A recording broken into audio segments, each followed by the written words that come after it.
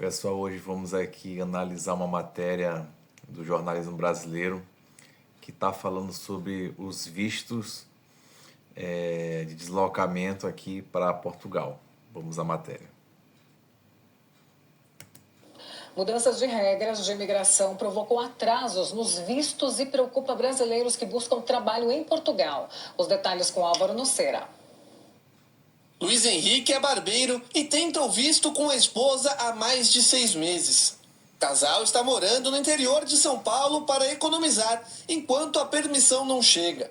Com a demora, Luiz vem colecionando prejuízos. A gente morava junto numa casa alugada, então a gente resolveu vir para cá para reduzir os custos, né? Para a gente guardar um pouco mais de dinheiro para poder estar levando para nossa ida para Portugal.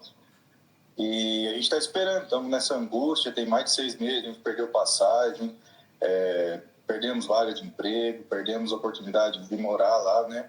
Algumas casas que a gente já estava vendo para alugar e só vem perdendo. Conforme vai passando o tempo, só vem perdendo. Aqui já é o primeiro desafio do imigrante, né?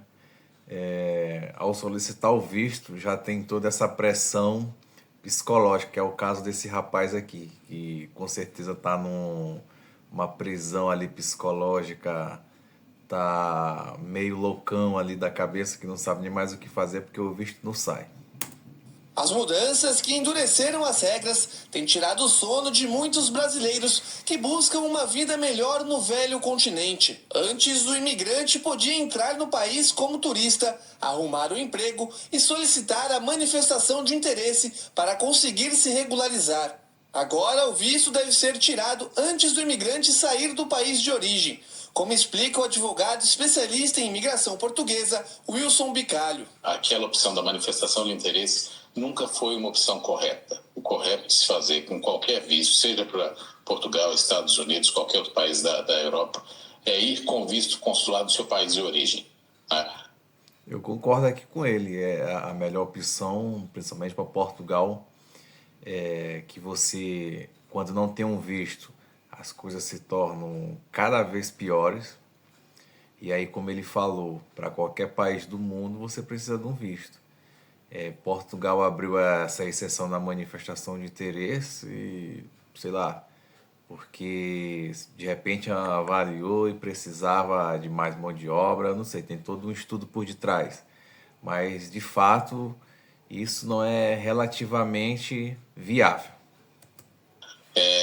Quando acabou a manifestação de interesse, as pessoas passaram a buscar o visto de procura de trabalho. O visto de procura de trabalho, o visto D7, o visto de estudo, enfim, todo tipo de visto. O grande problema é o consulado em si e a VFS Global, que é quem atende o consulado português no Brasil, não estavam preparados ainda para atender essa nova demanda, essa velocidade que passou a ter esses vistos.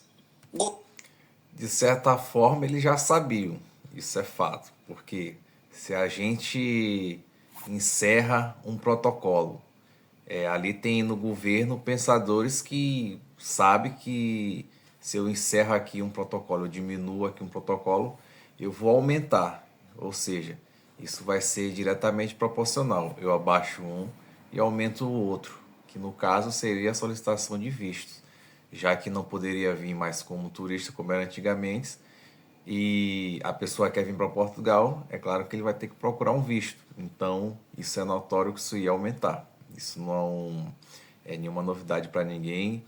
Qualquer recém-nascido sabe disso. O governo português deve contratar mais funcionários para conseguir dar conta da demanda. Os pedidos de visto subiram 10% em um ano. Mas enquanto isso não acontece, Luiz e a esposa seguem na espera. Eu tinha proposto, né, que eu tinha um ramo para entrar junto com um amigo meu lá em Portugal, né, para a gente montar uma barbearia juntos. Ele tinha um prazo lá que ele precisava que eu chegasse até dezembro, né, porque em dezembro ele estaria vindo para cá e eu ia começar a assumir o espaço que ele estava. Porém já foi, né, ele já veio para cá, já veio embora e eu perdi o espaço, perdi a oportunidade de empreender lá, né, de começar minha barbearia lá. Inclusive até o outro rapaz que pegou o espaço entrou em contato comigo para a gente, né, trabalhar junto, ser sócio um do outro, mas até agora não saiu e eu não pude dar, né, um prazo para ele, tal dia eu vou estar aí com você. Porque ele manda mensagem, ele tenta ajudar a gente, ver lugares para a gente ficar, né, para a gente morar. Mas eu falo para ele, ó, isso que não chegou ainda, a gente está esperando, não dá para me dar um prazo para você que dia que a gente vai estar aí, porque estamos nessa espera ainda, né? O especialista faz o alerta para quem está na mesma situação. Não compre a passagem. Bem, aqui na minha consultoria jurídica de assessoramento, eu tenho uma técnica para fazer isso.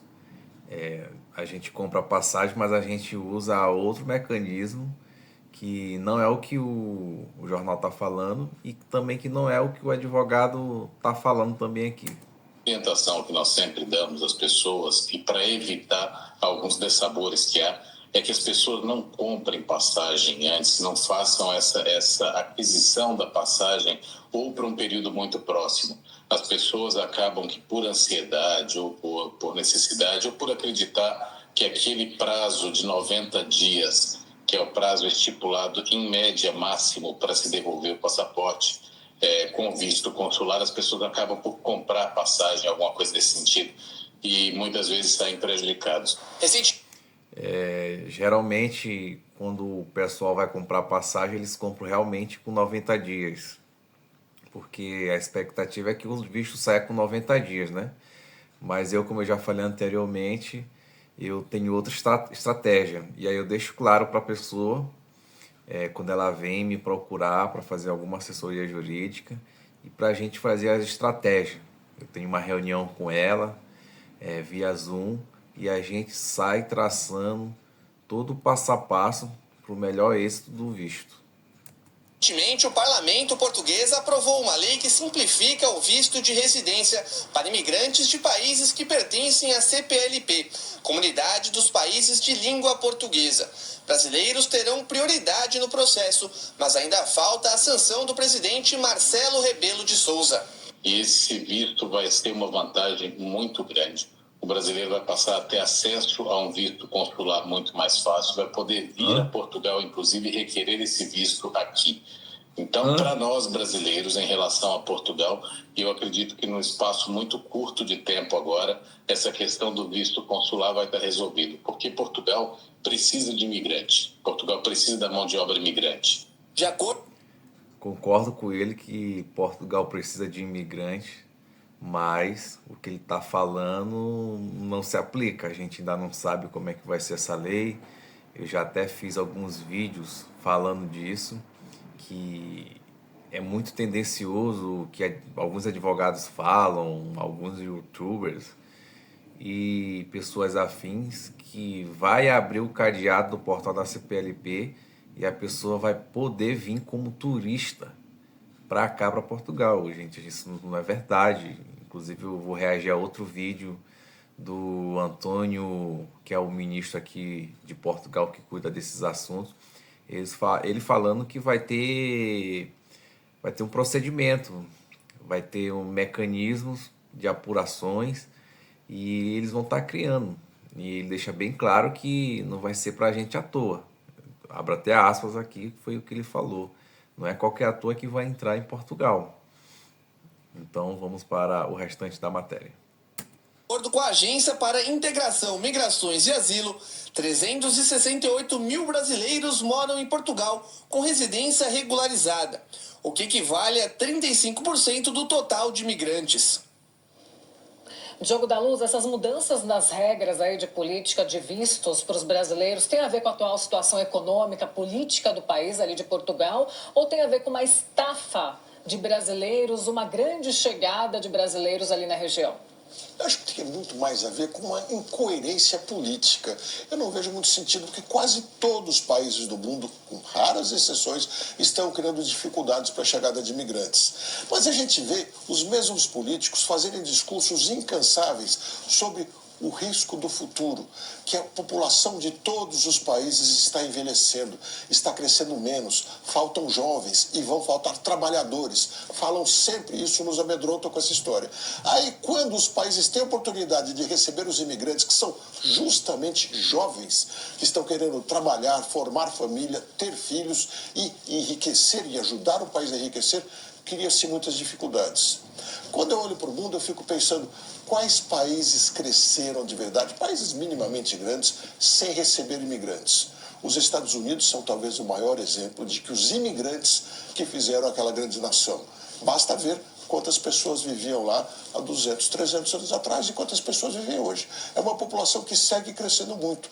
Então, eu tenho a impressão que os países precisam repensar esses seus critérios de receber imigrantes. O que ele fala é que é interessante. De fato, aqui em Portugal, esse ano de 2025, aqui fizeram o censo, que é referente a 2024, a segurança social teve um recorde. Aí faturou bilhões só das mãos dos imigrantes. Então, o que ele fala aqui é uma grande verdade. Só com essa população aqui de Portugal, isso não seria capaz. É bem notório, né? É bem visível isso pra gente, está bem claro isso pra gente. Então, ele teve uma conversa aqui, né? Uma exploração aqui dos fatos muito louvável. E os países realmente crescem, maioria, aí, principalmente a América, através ou por meio dos imigrantes. Essa nova onda de nacionalismo faz com que o imigrante pareça um inimigo em comum. E não é apenas Portugal que cria barreiras hoje para os brasileiros. O México, recentemente, o próprio Japão. O Japão, no primeiro momento, criou também dificuldades para a emissão de vistos, embora depois, por um acordo bilateral entre o Brasil e o Japão, tenha relativizado isso. Especialmente no caso de Portugal, eu já estudei em Portugal, estive lá recentemente nos congressos também. Portugal tem uma população de 11 milhões de habitantes, mais ou menos isso. E é uma população de brasileiros de quase 580 mil brasileiros. 11 milhões de habitantes, realmente, e 1% desses 11 milhões é de estrangeiros. Ou seja, tem aí por volta de 1 milhão de imigrantes aqui em Portugal hoje em dia.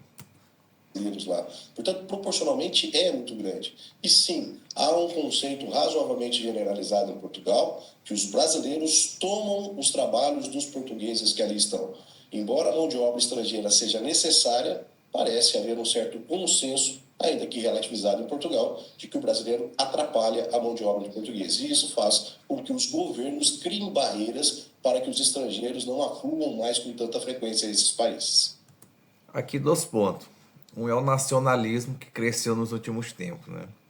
E o nacionalismo é uma bandeira ideológica de uma certa ideologia, que está ali geralmente rondando ali entre a direita e a extrema direita. Criar esse discurso de uns tempos para cá, né? Que imigrante que era, digamos, o lixo que fazia os salários baixarem, mas a gente sabe que não é isso. Né? Para quem estuda esses fatores, não tem nada a ver uma coisa com a outra. Que imigrante vai para outro país para roubar o dinheiro, até porque o imigrante vai fazer aqueles serviços que ninguém quer. Então, aquele serviço que requer mais técnica, o imigrante não toma, não tem condição disso ser verdade. E outra é que ele está falando de brasileiros, né, pelo mundo. Mas não é só brasileiros, é o imigrante em geral, é ele africano, é ele indiano, é ele oriental, é ele argentino. Bastou ser imigrante que o povo fala isso. Então aí, se você quer ter aí uma assessoria jurídica de um profissional da área, como eu, que eu sou advogado aqui em Portugal, eu posso estar facilitando o seu lado na emissão de algum visto. Aí a gente tem uma conversa, a gente tem um diálogo aberto e a gente vê o melhor visto para você, que melhor se enquadra ao seu perfil. Entre você tirar só e aí perder o seu dinheiro e não ter êxito, é melhor você pagar uma pessoa que já sabe, que está fazendo isso todo dia, que conhece os mecanismos, os caminhos das pedras, do que você perder todo o seu dinheiro. Então, a meu ver, é bem mais fácil você ter êxito aqui com visto de trabalho, visto D7, visto D2, enfim, tudo quanto é visto. Né? E vim para Portugal aqui de forma bem estruturada. É isso aí. Obrigado aí pela atenção de vocês e até o próximo vídeo.